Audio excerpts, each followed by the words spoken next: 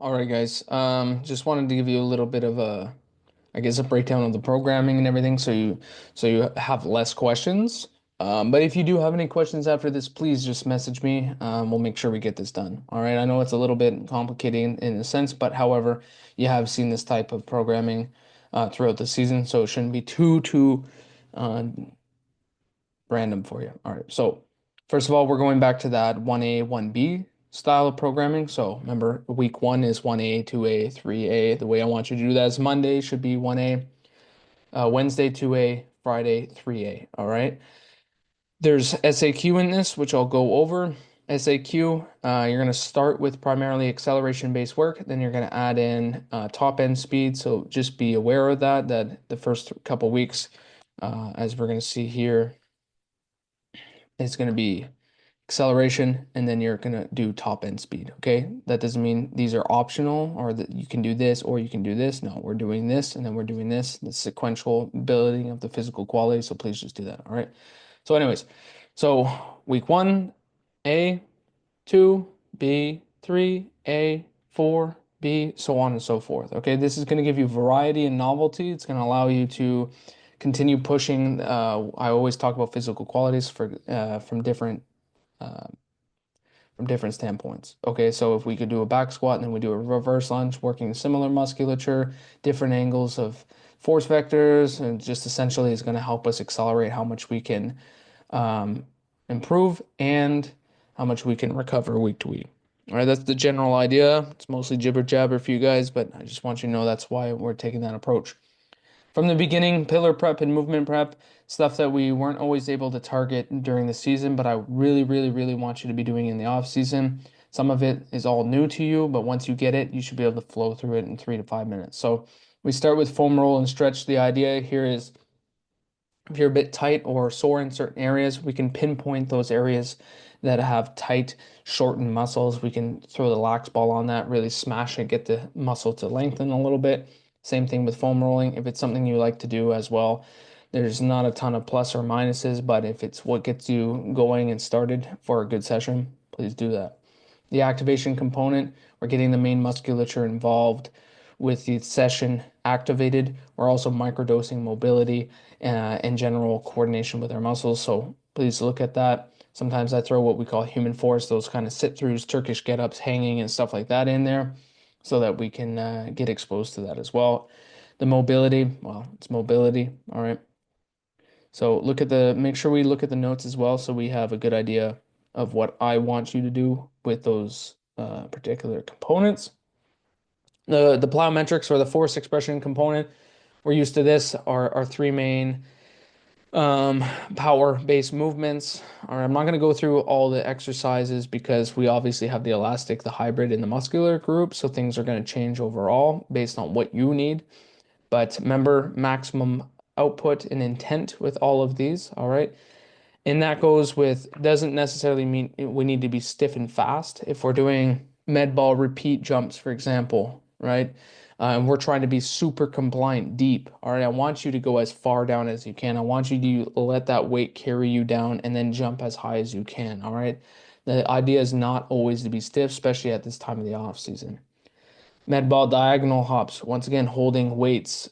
Anytime we're using med balls, the intention is we're getting deep, we're sinking deep into those motions, and we're trying to be as maximally force expressive as possible. Um, Day one for everyone's going to be lower body focused, and the main movements are going to differ between groups, so we can target your main weaknesses. So, elastic, typically the string bean guys, the guys who jump in quick and fast, you don't typically like going super deep range of motion, so we're going to have to work on that. So that's what we're going to do. All back squat like that, super deep. Use the heel lifts, whatever you need to do to get full range of motion. It's okay if you take less weight to start, you'll build up over time. Tempo RDLs, leg extension. I'm going to at times give you choice. So, for example, day 2A row of choice. I really don't care what kind of row you do as long as it's loaded up to a point where you can control it, but we're adding a lot of stimulus, and then we're close to failure. All right, 2, 3 reps away from that. Bench press, Make sure we're like a lot of times you'll ask what the tempo is or you'll ask what the weight or whatever. I'm giving you these recommendations. RP 7, 3 to 4 reps away from failure. You might have to take a couple of sets to figure out what that is. That's called learning in the gym. Okay? Try not to take the same weights every week. I've added in this load category, so you should be able to just write down the load you use so there's no question. Obviously, paying attention to if it goes up in reps, it's not always expected of you to go up in weight because the volume is going up. You can keep it the same, but at least you have reference when you write your load down. Okay, all this blah blah, all stuff you've seen before. These elements might stay the same or change depending on the emphasis of the session, but please try and get that done. These are the little things that are going to make you better in the long term. Plyos here again, right? Trap bar, all these sort of things. Good. Penta means 5. Box. This doesn't mean you put a huge box under your butt and you squat a quarter. It should be to 90 degrees, right? ISO, we're good. Heel, single leg, squat with counter movement. So that just means heel elevated. Put something underneath so we can get full range of motion. If you can do this flat, perfect. Counter weight. So we're using a 25 pound or a 10 pound so that we can do a nice upright, deep single leg squat, working on motor pattern development. It's not all about weight. Here we're trying to get good single leg squatting patterns. All right, so we can improve the overall function of our mobility through the ankles, hip, and knee complex. Okay. Single leg hamstring curl of choice. We can use a machine, a band. I mean, um, yeah, you're pretty limited to that, but you can even do med ball, single leg curl if you want. Right. Curtsy lunge. Um, it's kind of like a skater squat. Rear leg is coming behind the front leg, kind of a curtsy like you're curtsying with a dress. Landmine, so we're holding here. What else? You might hanging on the bar. We've started to do that. Please do that. Spam that. Do it on your own time. All right, as much as you can. I mean, do this one during the workout, but that's really gonna blow up grip. I would if we can all do that throughout the summer, it make a big difference. Bear crawl stuff. I know it's silly in your mind, but it's going to have huge benefit of your ability to coordinate your body through space. Look up kinesthetic awareness. We need to have that, especially on the ice. When we microdose that, it pays dividends. Stair hops if you don't have stairs. Low box repeat jumps. I don't want to see people doing high box repeat jumps, like 12 inches, like a small box repeat, as if you're going on stairs up and down. Don't get lazy with stuff like that. Have high degree of focus and intent because it can be dangerous. T-bar row, good. Press of choice, deficit push-up, two 45s, get nice deep. We want about a 2-3 inch deficit. Chest goes to the ground. What else here? It's pretty much it in terms of what you might not know. Sometimes we do things that are unconventional, like a running start jump over. Literally, it is what it like take a little run up and jump over something, like you're jumping over a fence, right? Or just different takeoff patterns, different landing patterns, different forces. Okay, that's more realistic to what happens in a game environment. Okay. When it comes to speed, agility, quickness, okay, I don't want us to skimp on this. This is a basic warm up that we do. All right, we've done this all year long. But there's a high degree of transfer in terms of the mechanics, in terms of priming and activation, tissue prep, all these sort of things. So if we have a really good warm up and you watch the pros do it, they do the same warm ups all the time and they do a lot of these movements, and because it's prepping you for good mechanic and outputs when we actually get to the main component. The agility, hand-eye coordination, obviously we can do a lot more in this, but this is kind of like the minimum effective dose. I want you to live and die with the tennis ball, the reaction ball, the lax ball. You can do a lot of fun things. Just try challenging yourself. Practice juggling, throw off the ball. Spend, if you don't have a job or anything to get to on the day that you do this, spend 30 minutes, throwing stuff, trying trick shots. Those things actually have a high degree of transfer. All right, it doesn't have to be specific. Obviously, you're going to spend more time wanting to do puck handling and stuff, but maybe use a different kind of ball. Practice keeping the ball up on your stick. Try hockey stick tricks, stuff like that. Like I said, I'm gonna have a high degree of transfer, gets you in a good mental state, and it gets you primed, right? Just reiterating what I said before, first 4 weeks, we're working on acceleration, all right? And I give you 3 reps of an acceleration movement to do. That doesn't mean you just, get on your belly, you sprint 10 meters, you return, do it 3 times, and oh, I'm done 30 seconds, okay? We need to get that full rest in, all right? We need to have full effort. Your body reacts and adapts way better to a full intent, lower volume sprint work than it will if you just go out and do a bunch of reps. All right. Please, please, please just get in, get out. You'll notice a big difference. You also have to remember interference. Yeah, okay, this session might take you 45 minutes. If you turn it into a 90-minute session out in the hot, you're probably not hydrating enough. It's going to interfere with your gym sessions and vice versa. All right. The idea is you get in, you get out, you improve the physical qualities associated with the game, and that's it. That's the point of the gym, right? Week 5, you transition to top end speed. This is obviously going to change group from group, but same sort of thing.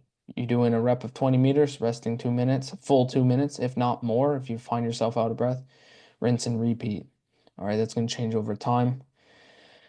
Anytime you see a 5 meter plus 50 or anything like that, it means you have a build. So you can jog into it, set some cones, a shoe up, water bottle, whatever. 3 big steps, basically.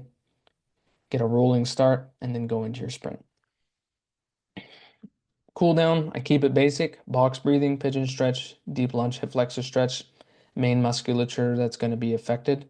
Make sure we're doing that. You also know how to do a wall stretch. You know how to do extra stretches. You don't need me to tell you to do a modified goalie stretch or a frog stretch to help with your groin. You know that already. All right. If there's a stretch in particular that makes the muscle feel a little stretched and tender, hold that. If it's the last thing you're doing in a day for the stretch component, holding for 90 seconds or more is where we actually see proper change in the muscle um, structure. So doing 30 seconds here, 30 seconds there doesn't actually do too much. 90 seconds or a minute and a half is where it counts. From a conditioning standpoint, same. Obviously, we have a similar activation as we should. We get a global warm up if we have access to a bike or anything. Maybe you have to go to a track, whatnot. That could be your jog over. Make sure we get this. It's still microdosing some levels of speed development. And then you have 4 options. The way I've done this is that, week 1, you're doing option A early in the week, option B later in the week. Ideally, you're getting two of these in if you really want to make a big difference. Otherwise, you can cycle through and do 1 per week, but I really recommend doing more if you can fit it in. The idea here is we have an aerobic power or a lower heart rate type. Well, here we're using a higher effort, high heart rate, intermittent form of training so we can improve your aerobic power. So your heart's ability to pump out blood at a higher rate versus aerobic capacity would be the total volume of blood it can pump. All right. So one's more about speed, the actual density and capacity of your heart itself, like training your heart as a muscle versus your ability to cycle blood and oxygen. Threshold. This is we're trying to push your threshold so it'll take you longer to get to a point where anaerobic glycolysis takes place. So we actually want to use more aerobic um, energy systems when we're training and when we're playing. The longer we can offset that threshold, the better. So that's the intention of those. You're going to start to see higher heart rates, and we want to be able to progress our ability to recover between bouts. Okay, so how do you structure that in a week? You can compound stress to start. So, for example, you have a lower body day on Monday. You can do your hard sprint session or your hard threshold session. So you're putting all that volume and intensity one day, then you take Tuesday off. Wednesday, you do your lift and your sprints or your lift in nothing. Thursday, you take off. Friday, you can do your lift. I would say probably do Friday alone because it's a power potentiation. You don't want to put too much fatigue on your body. And then Saturday, do your conditioning session alone. Otherwise, you can also do Monday lift, conditioning Tuesday, Wednesday lift and speed, or Wednesday alone, Thursday speed, Friday lift, Saturday conditioning, Sunday completely off. Ideally, we have one full day off a week, one moderate day off.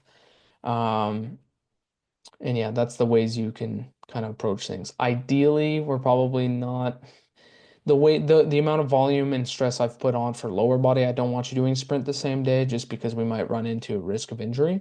Ideally, it's 2 days separated, or at least if you're doing something in the morning and at night, 3 to 6 hours in between. A lot of different iterations, but let's try and be strict with our lifts. And please, if you want to make some actual difference in your fitness, well, conditioning is going to be your friend. All right. Don't be lazy. Don't be afraid to ask questions. We can make changes. And reminder, this program is for the elastic, so some things might be different for hybrid and muscular. So once again, don't be afraid to ask questions so I can clarify and take away some of that complexity. All right, guys. Thank you. Take it easy.